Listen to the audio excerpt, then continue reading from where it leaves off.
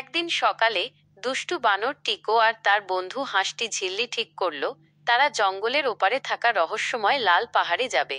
শোনা যায় সেখানে নাকি সোনালী আমের গাছ আছে, যার স্বাদ একবার খেলেই চিরকাল ভুলে থাকা যায় না। তারা রওনা হলো সেই রহস্যময় পাহাড়ের উদ্দেশ্যে।